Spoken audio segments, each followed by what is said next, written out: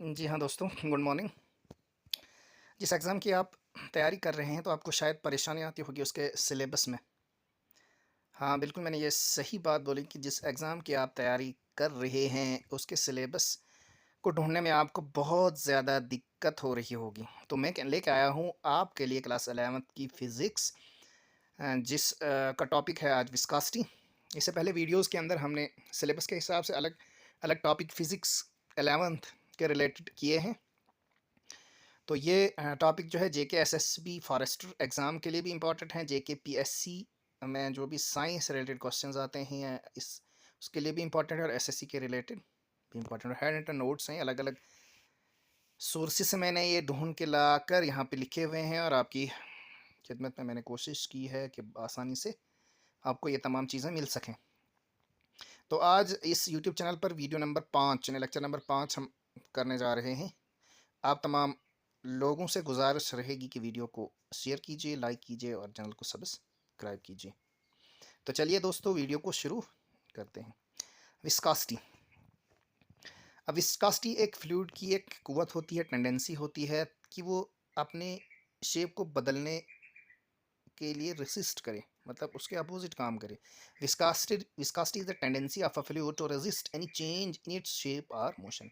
उसके हरकत में तब्दीली, उसकी शक्ल में तब्दीली को क्या करती है, वो रेजिस्ट करती है, वो अपोज करती है। उस टेंडेंसी को कहते हैं viscosity. It is measured of the internal force of A fluid. Internally अंदरूनी फोर्स, यानी ताकत होती है एक फ्लूइड के पार्टिकल्स के अंदर। The internal force or friction भी कह सकते हैं फ्लूइड का, come into play when one layer of fluid is subject to move over another layer. यानी कि जब एक लेयर किसी भी फ्लूइड की दूसरी लेयर पे जो है वो मूव करती है, तो उस लेयर उस हरकत करने के लिए अपोजिट फोर्स लगती है, जो किसी भी फ्लूइड के पार्टिकल्स की अंदर जो है मौजूद होती है। More is the frictions, more is the amount of force. जितनी ज़्यादा फ्रिक्शन होगी और उतनी ज़्यादा फोर्स जो है उस फ्लूइड को लगेगी। Requires to move the layer, this is called as shear. अब इसका मतलब यह है कि जितनी ज़्यादा फ्रिक्शनल पैदा होती होगी किसी भी लिक्विड के अंदर, उतनी ही ज़्यादा फोर्स लगती है उस चीज़ को मूव करने के लिए। अगर ज़्यादा फोर्स ऑफ फ्रिक्शन है, मतलब ज़्यादा विस्कोसिटी है, तो ज़्यादा फोर्स लगेगी उस लेयर को, उस फ्लूइड को मूव करने के लिए। Sharing occur when a fluid move or is distributed like pouring, spraying, spreading, mixing, etc. This is the reason that fluid with high viscosity need more force to move as compared to those of low viscosity. इसका मतलब यह है, इसके कहने का मतलब यह है कि जिस फ्लूइड की विस्कोसिटी ज़्यादा होती है उसको मूव करने के लिए उससे ज़्यादा फोर्स की ज़रूरत होती है। मिसाल के तौर पर आप किसी लिक्विड को मूव करने की कोशिश करोगे तो ज़्यादा फोर्स लगेगी अगर उसकी विस्कोसिटी ज़्यादा है। क्यों? क्योंकि विस्कोसिटी जो होती है अपोजिट फोर्स होती है, जो उसके हरकत को, उसके मोशन को रिस्ट्रिक्ट करती है, रेजिस्ट करती है, रोकती है। उसको कहते हैं विस्कोसिटी। तो चलाने के लिए जो फोर्स आप अप्लाई कर रहे हो, तो वो फ्लूइड तब चलने लगेगा जब आप फोर्स विस्कोसिटी से ज़्यादा लगा रहे हो। तो यहाँ पे चीज़ है कि जिसकी विस्कोसिटी ज़्यादा होगी उसको ज़्यादा फोर्स लगेगी हरकत कराने में, और जिसकी विस्कोसिटी कम होगी उसको कम फोर्स लगेगी हरकत कराने में। तो डायग्रामेटिकली यहाँ डायग्राम बनाई है ए बी सी डी, और यहाँ पे मोशन हुआ है फ्लूइड का ए ई डी एफ। तो ये हम समझेंगे। On account of this motion a portion of the liquid which at some instance has a shape A B C D थी, उसकी shape take a shape of, फिर उसने शेप कैसे ली, A E F D. After short interval of time, कुछ लम्हे के बाद, during the time interval the fluid has undergo a shear strain of delta x upon L, since the strain in a flowing fluid increase with time continuously. So unlike the solid, here the strain is found experimentally to depend on the rate of change of strain or strain rate delta x upon L delta t or V upon L. Instead of strain itself, the coefficient of the viscosity of the fluid is defined as a ratio of shearing stress to the strain rate. तो ये आप समझ ही गए होंगे। Mathematically जो है वो eta n equal to F A upon V L, जिसको हम एफ अपन ए इंटू इसको उलट करेंगे तो एल अपन वी आएगा। तो F L upon V, mathematical चीज़ें हैं, इसमें आसान है बहुत ज़्यादा। हो F A upon V L, इसको एफ ए इस तरीके से लिखा जा सकता है, F upon A into L upon V equal to F L A into V. और ऐसा यूनिट जो विस्कोसिटी है पिसोली जो है इसका ऐसा यूनिट है, और अदर यूनिट जो है वो न्यूटन सेकंड पर स्क्वायर मीटर है। और इसको इस तरीके से भी लिखा जा सकता है, न्यूटन सेकंड पर स्क्वायर मीटर। और इसका डायमेंशनल फार्मूला जो है एम एल -1 t-1, तो फ्रेंच फार्मूला भी पूछा जा सकता है, और इसका ऐसा यूनिट पिसोली भी पूछा जा सकता है कि विस्कोसिटी का ऐसा यूनिट क्या है। और जनरली तौर पर thin liquids like water alcohol की विस्कासिटी जो है वो कम होती है दैन द थिक लिक्विड, यानी कि जिनकी थिकनेस लिक्विड की ज़्यादा होती है, जैसे कोल तार है, ब्लड है, ग्लिसरीन है, एक्सेट्रा।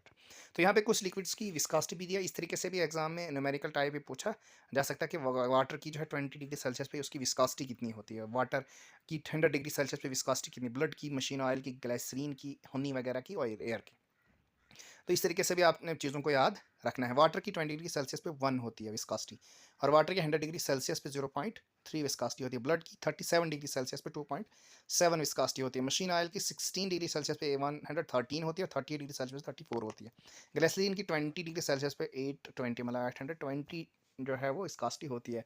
पिसोली जिस तरीके से इसका ऐसा यूनिट है न्यूटन मीटर, न्यूटन सेकंड पर स्क्वायर मीटर आप बोल सकते हो। हनी की 200 होती है, एयर की 0 डिग्री सेल्सियस पे 0.017 होती है, और 40 डिग्री सेल्सियस पे 0.019 होती है। इस तरीके से आपने चीज़ों को याद रखना है। तो फर्दर रिलेटिव विस्कासिटी एन अपान यानी ईटा वाटर का ब्लड के साथ कांस्टेंट होता है 0 डिग्री से 37 डिग्री सेल्सियस तक। उसके बाद है स्टोक्स लॉ। इसी में विस्कासिटी में एक लॉ आता है, इसका नाम है स्टोक। ये एक साइंटिस्ट थे, इंग्लिश साइंटिस्ट थे। पूरा नाम था सर जॉर्ज जी स्टोक। तो स्टोक्स लॉ के नाम से काफ़ी मशहूर है। कहते हैं मैंने body fall through a fluid, it drags the layer of the fluid in contact with it. बिल्कुल आसानी, relative force between the different layers of the fluid is set and the result a body experience a retarding force. It is seen that the viscous force is proportional to the velocity of the object and the opposite to the direction of motion. The other quantities at on which the force F depend on viscosity mu eta, viscosity eta of the fluid and the radius a of the sphere। तो sir George जी Stokes जो है 1819 से 1903 में इनकी जो है life span है, and English scientist थे ये। Initiated accurately the viscous drag force जो है एफ जो है किसके बराबर है 6 पाई ईटा, ए रेडियस मतलब और वी है वेलोसिटी। ये टर्मिनल वेलोसिटी भी कहा जाता है, और इसी को कहते हैं Stokes law. V the velocity, terminal velocity भी कहा जाता है। ये जो है रेडियस के बराबर है, एन ईटा जो है विस्कोसिटी, कोएफिशिएंट ऑफ विस्कोसिटी, और यहाँ पाई जो है 3.14 इसकी वैल्यू है। तो न्यूमेरिकल भी लिया था मैंने। ये तमाम विस्कोसिटी के बारे में और स्टोक्स लॉ के बारे में अभी तक हमने पढ़ा, और इसके रिलेटेड एक न्यूमेरिकल भी मैंने यहाँ पे आपके लिए लाया था।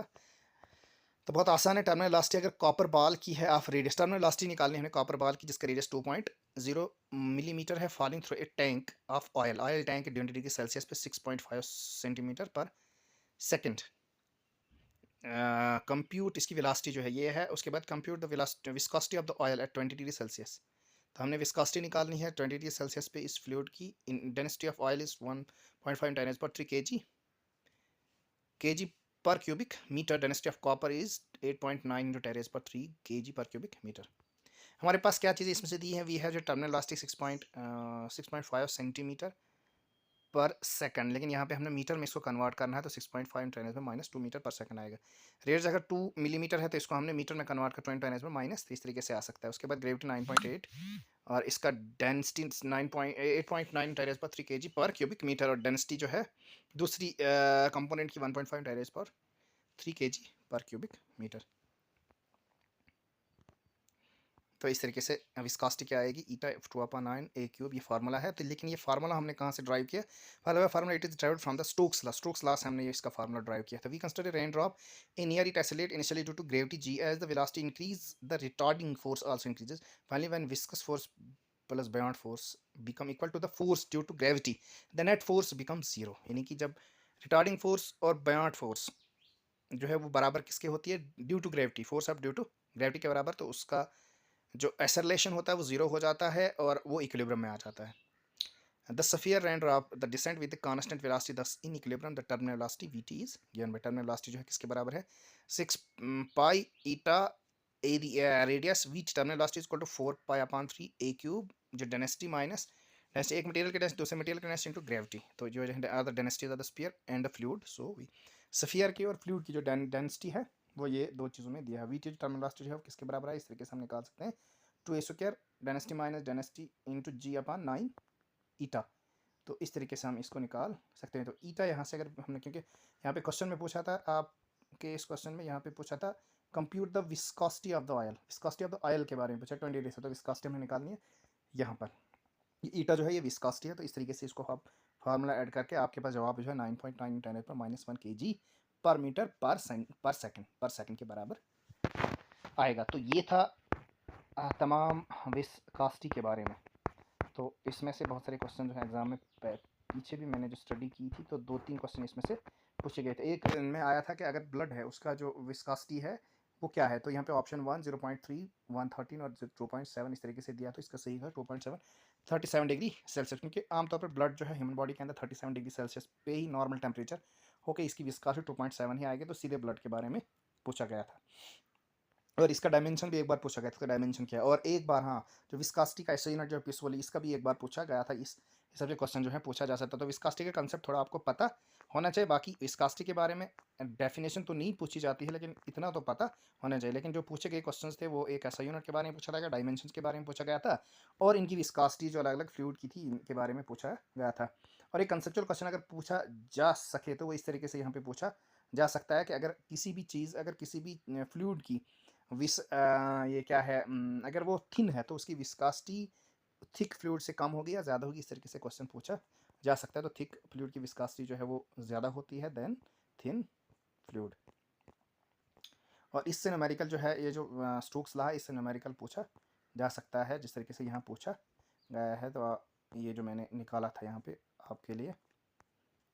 तो फिलहाल इस वीडियो में इतना ही, मिलेंगे आप तमाम के साथ अगली वीडियो के अंदर।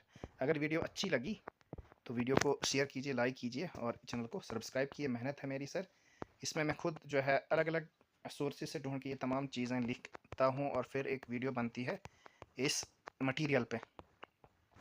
और ख़ास करके फॉरेस्टर एग्ज़ाम के लिए बहुत इंपॉर्टेंट है इस, क्योंकि मैंने प्रेसाइज जो सिलेबस है, डिकोडेड सिलेबस है, वो बना के मैंने कोशिश की है कि वही इंपॉर्टेंट टॉपिक कराए जाएँ जो एग्ज़ाम पॉइंट ऑफ व्यू से काफ़ी इम्पोर्टेंट होंगे। तो फ़िलहाल इतना ही, दीजिए इजाज़त, शुक्रिया।